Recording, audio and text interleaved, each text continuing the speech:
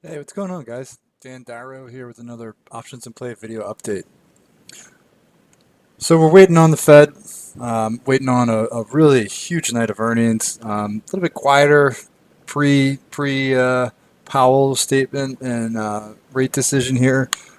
So just wanted to talk about something that kind of caught my eye the last few days. There were some questions about it yesterday in the VTF, and it's it's something that I feel like if you trade earnings and news events, this is something that you're gonna encounter a lot more frequently than say like traders that focus on just like intraday moves. So this is something that'll rise more out of like newsy swings or catalyst trades. Okay, and it's when you get like these big gaps overnight.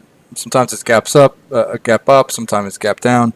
And I'm sure you've heard me talk about it before, but I oftentimes like to wait 5, 10, 15 minutes before trading the options on these really significant movers because it's kind of like the time of the day when the stock is really digesting that news, finding its direction. The spreads can be very wide on the stock, and because options lag, so the option pricing is obviously based off the stock's price. So as the stock is trying to find levels, find ranges, right, resistance, support, then the options are going to be a little bit wider while the stock is trying to do that.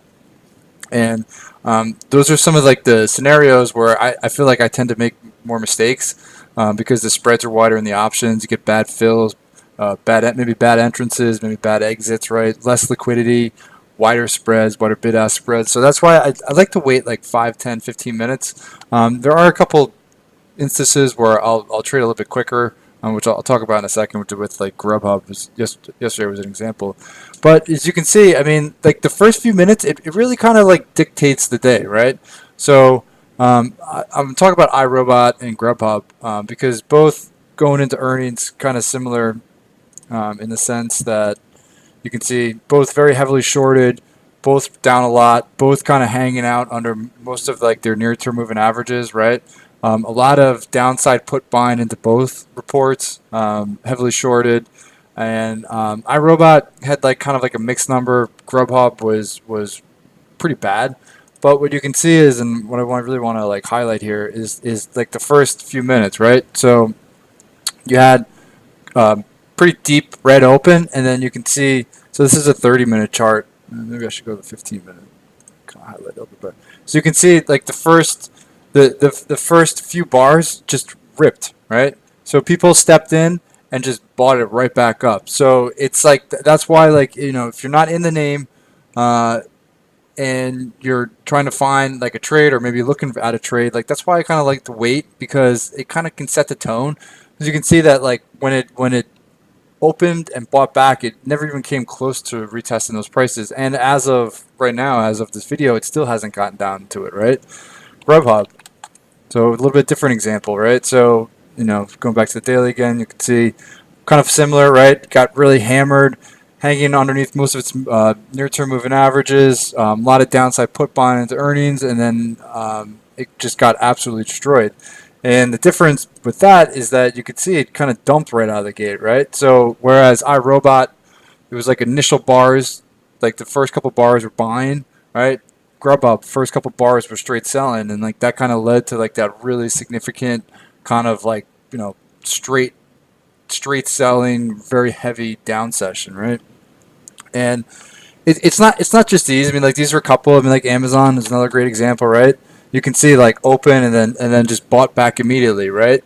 Or Netflix going back to last week or 2 weeks ago, excuse me. So open and then dumped right away, right? So like those are all examples why I like to wait because like the open, like the first 5, 10, 15 minutes, in addition to like the option spreads narrowing, right, tightening up, more liquidity, it also kind of gives you an idea of the direction of the stock. So instead of just kind of like wildly chasing something after like a big pop or a big drop, I'm kind of waiting for like the stock to give me some direction, waiting for the options to like the bid ask to narrow, like the liquidity to fill out, and then that's why I can like hop in like a little bit quicker for like a day trade after like the stock has kind of like given like a tip for which direction it wants to go, or our traders want to like handle it, right? Um, Grubhub, a little bit of a different scenario because it was a put spread, so it was part of a strangle, and like the put spread was a 53 to 47 put spread, right? So when it opened below 40 and flushed down through 35, the put spread was capped. It was capped below 47, so there's no way to benefit, right? Because like the max gain had been realized, and there's no way for it to improve off of that. I mean, if anything, if it bounced, then it could go the opposite way. So for that, like, it's not necessarily important to wait because the trade can't improve. It's capped, so you can close that out a little bit faster. All right. But that's why, I mean, because I'm sure you've had questions. You see me talk about waiting 5, 10, 15 minutes, and you're like, oh, a lot of day traders love the first 5, 10, 15 minutes. Well, the reason why is because when you're option focused, there's a little bit different. There's a few different, a few major differences, right? So some more nuanced action, spreads, right? So that's why I like to wait. It can mean missing some moves, but also kind of gives it like a better tell, in my opinion, because if you see like those moves right at the open with a good volume, it can lead to some really like nice sustained moves like the Amazons, the Netflix, the Grubs, or even like the iRobot, right? All right, guys. So if you like these videos, please follow up with the link in the description for more information about options to play. If you have any questions about what I talked about or any trades, feel free to reach out. You know how to get in touch with me. Have a wonderful night. Best of luck with all of your trades, and I'll talk to you tomorrow.